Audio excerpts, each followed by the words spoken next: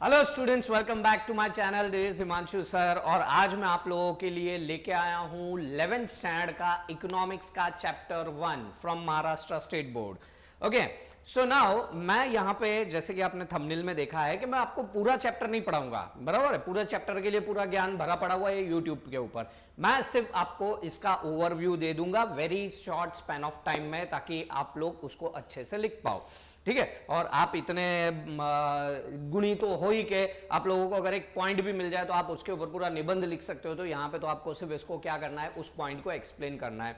तो ये मेरी पहली कोशिश है। अगर आपको लगे कि हाँ मैं इस सीरीज को आगे बढ़ाऊं तो प्लीज मुझे कमेंट में बताना।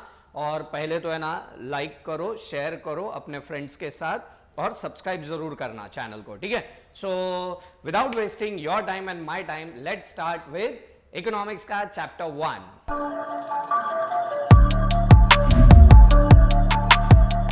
ओके स्टूडेंट्स, तो economics is derived from the Greek word which is oikonomia, जिसका मतलब होता है हाउस होल्ड मैनेजमेंट, जो बाद में हम लोगों ने अपनी कंट्री के ऊपर अप्लाई किया। So economics is considered as social science, but according to Paul Samuelson, economics is considered as queen of social science. King कौन है मुझे नहीं पता। ओके, नाउ इकोनॉमिक्स जो है ये इतना कॉम्प्लिकेटेड है कि इसको एक्सप्लेन करने के लिए काफी मशक्कत लगी और काफी लोगों ने ट्राई भी किया। तो सबसे पहले इसको ट्राई किया एडम स्मिथ ने। इज अ क्लासिकल इकोनॉमिक्स, जिसको कहा जाता है father of economics once again. Mother कौन है पता नहीं है। ओके, अब इन्होंने बताया कि इकोनॉमिक्स का मतलब होता है वेल्थ एक्यूमुलेशन, सिर्फ वेल्थ जमा करो, डिवीजन ऑफ लेबर करो ताकि उसकी प्रोडक्टिविटी बढ़े, ठीक है। तो ये सारी चीजें इसने एडम स्मिथ ने बताई और उसका पूरा फोकस एक ही जगह पे था कि एक्यूमुलेशन ऑफ वेल्थ, ठीक है। उसके बाद आए neo classical economics, that is doctor Alfred Marshall. इन्होंने बताया अपनी बुक में प्रिंसिपल ऑफ इकोनॉमिक्स में कि सिर्फ इंसान को वेल्थ एक्यूमुलेट करना इज नॉट इकोनॉमिक, लोगों के प्रति वेलफेयर रखना यह भी इकोनॉमिक्स का ही पार्ट है। तो इसलिए इनको वेलबींग कहा गया। उसके बाद लास्ट नहीं है, सेकेंड लास्ट है modern economics which is Lionel Robbins, और इनकी डेफिनेशन काफी हद तक मान्यता इनको मिली कि इन्होंने एक ही चीज बताई कि भाई देखो हमारे पास रिसोर्सेस यानी पैसे या फिर जमीन या कोई भी चीज बहुत कम है और उसके यूज ऑल्टरनेटिव है, ठीक है। अभी पैसे की जरूरत सबको है, लेकिन पैसे की पूरी तरह से सबको अवेलेबल है नहीं, पैसे की कमी है। तो उन लोग क्या करते हैं, फिर उन्होंने बताया कि फिर तुम अपनी वांट्स को क्या करो, ग्रेड करो। मतलब जो ज्यादा इंपॉर्टेंट है उसको पहले फुलफिल करो, जो कम इंपॉर्टेंट है उसको बाद में फुलफिल करो। तो इस तरह से लायोनियल रॉबिन ने कहा कि भाई स्कैरसिटी, बाकी भलाई, वेल्थ एक्यूमुलेशन ये कुछ नहीं है, जो पैसा है उसको अच्छे से यूज करो। बिकॉज मैं ये मानता हूं रिसोर्सेस का मतलब आज की तारीख में तो पैसा ही है, ठीक है। ओके, अच्छा, एडम स्मिथ का यह भी मानना था कि भाई लेजिस फेरे पॉलिसी थी। लेजिस फेरे पॉलिसी मतलब क्या होता है कि गवर्नमेंट का कोई हस्तक्षेप नहीं रहेगा, तुमको जो करने का है करो। एडम स्मिथ भाई अच्छा हुआ आप इस सदी में नहीं हो, इस सदी में गवर्नमेंट का मानना पड़ता है। ओके, तो ये था इकोनॉमिक्स की डेफिनेशन के बारे में। उसके बाद इकोनॉमिक्स को सर रैगनर फ्रिश ने बांटा गया दो हिस्सों में। One is micro economics, second one is macro economics. Micro economics मतलब study of tree, okay, and macro economics where study of forest, पूरे जंगल को अपने को स्टडी करना है, ठीक है। अच्छा, अब इन्होंने कुछ टर्म्स दिए थे इकोनॉमिक्स के, तो वो टर्म्स हम लोग देखते हैं। सबसे पहले माइक्रो इकोनॉमिक्स के टर्म्स क्या क्या है, बेसिक कंसेप्ट। तो उसमें आता है, अच्छा, माइक्रो मतलब इंडिविजुअल, सारी चीजें इंडिविजुअल जाएगी। मैक्रो में टोटल, दैट इज एग्रीगेट जाएगी, ठीक है। नाउ माइक्रो इकोनॉमिक्स के टर्म्स है, उसमें सबसे पहले आता है वांट, चाह, मांग। एक चुटकी सिंदूर की वो मांग नहीं, हमारी जो चाह होती है ना, जहां राह होती है वहां चाह, वो वाली चाह है यहां पे। तो सबसे पहले मुझे एक बात बताओ, क्या हमारी चाह लिमिटेड है? नो, हमारी चाह अनलिमिटेड है। अब इसमें ना ये क्वेश्चन में एकदम सिंपल है, तुम बचपन से लेकर अब तक तुम्हारी क्या वांट्स रही है ना, उसको तुमको यहां पे एनालाइज करना है और वही आंसर में तुमको लिखना है, बराबर है। लेकिन पूरा फेकोफाई मत करना, थोड़ा खुद का इकोनॉमिक्स का भी लैंग्वेज लिखना, ठीक है। नाउ वॉन्ट्स आर अनलिमिटेड, एक वॉन्ट खत्म हुई नहीं कि दूसरी वॉन्ट आ जाती है। पापा मोबाइल चाहिए, मोबाइल मिल गया, पापा रिचार्ज करवाना है, पापा रिचार्ज करवाना, पापा हेडफोन लेना है, क्योंकि आजकल तो हेडफोन मिलते नहीं है। तो वांट्स हमारी क्या है, अनलिमिटेड है, वो खत्म हो गया तो बैट लेना है। तो इस तरह से वांट्स हमारी क्या होती है, अनलिमिटेड है। अच्छा, कुछ कुछ वांट रिकरिंग रहती है, खाना, हर बार हमको भूख लगती है, हमको खाना खाना है, तो ये हमारी रिकरिंग है। अच्छा, wants differ from age, gender, preference, season to culture. For example, जब तुम छोटे थे तब तुमको सेरेलेक्स से चल जाता था, लेकिन आज सेरेलेक्स चलेगा क्या? नहीं, आज तुमको क्या चाहिए, पिज्जा चाहिए, बर्गर चाहिए। जेंडर वाइज एक मेल को कुछ और रिक्वायरमेंट रहती है, फीमेल को कुछ और उनकी वांट्स रहती है। तो ये भी again gender to gender differ करता है। इवन एज टू एज भी डिफर करता है कि हम लोग आज हम लोग जो डिमांड करते हैं या वांट्स, जो हमारी जो वांट है वो दादा दादी की नहीं रहेगी, ठीक है। अच्छा, प्रेफरेंस, कोई वेजिटेरियन है तो उसको वेजिटेरियन खाना चाहिए, जो नॉन वेजिटेरियन है उसको नॉन वेजिटेरियन खाना चाहिए। देन सीजन वाइज भी चेंज होता है, जैसे बारिश आ गई तो छाते की हमारी वांट्स रहती है। हालांकि हम दोस्तों के छाते में भी चलते रहते हैं। अब क्या करने का, जब दोस्त तुम्हारे छाते में घुस जाता है ना, तो सिंपल लॉजिक करने का, दूसरे दोस्त को भी बुला लेने का। अब तुम बीच में खड़े हो, उनके ऊपर दोनों तरफ से अभिषेक हो रहा है, बराबर है, पानी का। फिर अचानक से उन लोग धीरे धीरे करके दोनों निकल जाएंगे और तुम सेफ हो जाओगे, ठीक है। तो ये जस्ट एक नुस्खा है, आप लोग अप्लाई करना जब भी बारिश का सीजन ही चल रहा है। अच्छा, कल्चरल भी चेंज होता है, जैसे कि अब जो हम लोग अगरबत्ती, फूल वगैरह वो सब करते हैं, जबकि कैथलिक लोग वहाँ पे मोमबत्ती वगैरह लेते हैं, फिर शाल वगैरह लिया जाता है मस्जिद वगैरह में, तो यहाँ पे चादर उड़ाई जाती है। तो यानी यहाँ पे कल्चर टू कल्चर भी क्या होता है, वांट चेंज होती है, ठीक है। नाउ वांट्स को भी अलग अलग 3 हिस्सों में बांटा गया है, जैसे कि तुम लोग देख रहे हो। वांट्स को 3 हिस्सों में बांटा गया है। Number 1 economic want, non economic want. Economic want मतलब जहां पे पैसा है, बराबर है, जहां पे पैसा है वहां पे इकोनॉमिक वांट है। नॉन इकोनॉमिक वांट यानी जहां पे पैसा नहीं है, जैसे कि हवा, बारिश, इसके लिए हम लोग भगवान को पैसे देते नहीं है, ठीक है। इंडिविजुअल वांट, मेरी अकेले की वांट क्या है, इंडिविजुअल वांट है। कलेक्टिव वांट, सबकी वांट क्या हो जाएगी, कलेक्टिव वांट, जैसे कि हम लोग को रोड्स चाहिए, रेलवे चाहिए, ये सब कौन सी वांट्स है, कलेक्टिव वांट। अच्छा, उसके अलावा हमको किस चीज की चाह रहती है कि हमको सबसे पहले रोटी, कपड़ा, मकान, दैट इज नेसेसरी। फिर टीवी, फ्रिज, वॉशिंग मशीन, ये कंफर्ट। फिर लग्जरी, 4-4 बंगड़ी वाली गाड़ी, बराबर है। तो ये सब क्या रहता है, ये सब की चीजों की हमको जरूरत है। उसके अलावा गुड्स एंड सर्विसेज आते हैं, जो चीज हम खरीदते हैं पैसा देकर उसको गुड्स कहेंगे, और जो चीज की हम सर्विस लेते हैं उस पैसा देकर उसको हम लोग सर्विस लेंगे कहेंगे, बराबर। जैसे तुम्हारे टीचर्स जो तुमको पढ़ाते रहेंगे तो वो दे चार्ज फीस, तो वो सर्विसेज हो गई। इंश्योरेंस कंपनी वाले सर्विसेज देते हैं।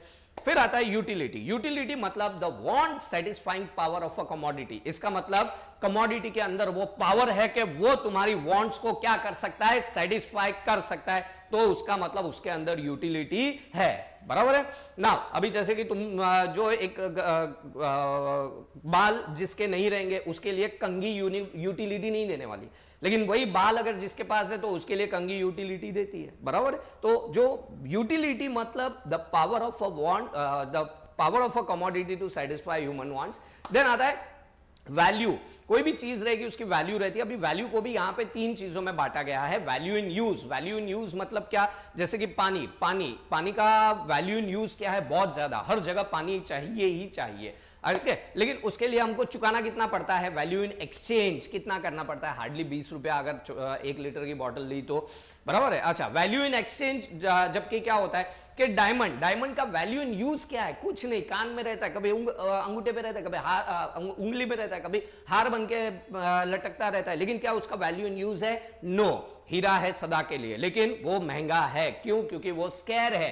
पानी अबंडेंटली अवेलेबल है तो उसका वैल्यू इन यूज ज्यादा है, और वैल्यू इन एक्सचेंज किसका ज्यादा है, डायमंड का। और इन दोनों को मिक्स कर दिया तो ये बन गया तुम्हारा पैराडॉक्स ऑफ वैल्यू, बराबर है। उसके बाद वेल्थ आता है। वेल्थ में क्या होता है, वेल्थ यानी क्या, anything which has a price, जिसका मार्केट वैल्यू है, उसको हम लोग वेल्थ बोलते हैं। वेल्थ की 4 कैरेक्टरिस्टिक है। नंबर 1, उसके अंदर यूटिलिटी होना चाहिए, मतलब उस कमोडिटी के अंदर पावर होना चाहिए कि वो तुम्हारी वांट को सेटिस्फाई कर पाए। जैसे कि ये पेन है, ये पेन मेरी वांट को सेटिस्फाई करेगा, ठीक है। अच्छा, कोई अनपढ़ रहेगा उसके लिए वो ये सेटिस्फाई नहीं करेगा, तो utility differ from person to person as well.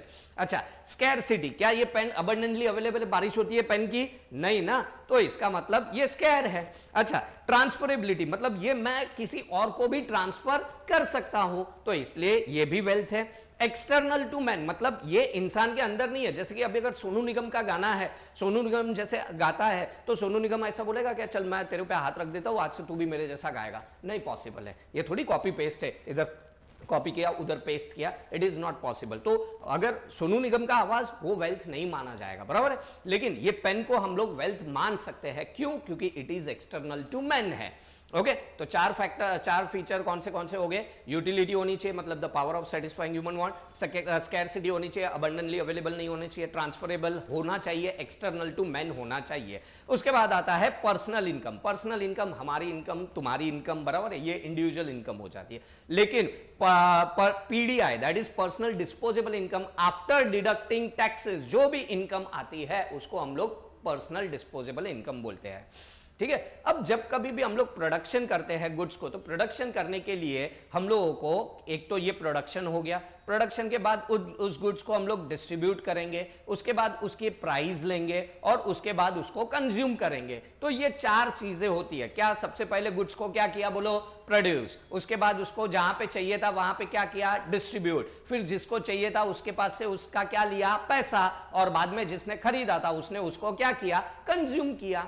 लेकिन प्रोडक्शन के लिए चार फैक्टर अपने को जरूरी है, which is land, labour, capital. Entrepreneur भी बोलते कुछ लोग एंटरप्रेन्योर भी बोलते, तो जिसको जो बोलना है बोलो, बराबर है, ऐसा ऐसा बोलते जबान टेढ़ी हो जाती है। अच्छा, लैंड की बड़ी खूबसूरती है इकोनॉमिक्स में। लैंड मतलब हमारी सिंपल भाषा में क्या होता है? जमीन नहीं। इकोनॉमिक्स क्या बोलता है? लैंड मतलब क्या? अगर तुमने प्रोडक्शन प्रोसेस के लिए कोई भी नेचुरल चीज यूज की तो वो क्या बन जाएगा? लैंड। फॉर एग्जाम्पल समंदर, लैंड, अगर तुमने उसको प्रोडक्शन पर्पस के लिए यूज किया। जंगल, लैंड, अगर तुमने उसको प्रोडक्शन पर्पस के लिए यूज किया। पहाड़, लैंड, अगर तुमने उसको प्रोडक्शन पर्पस के लिए यूज किया है तो, यानी any natural damn thing is considered as land.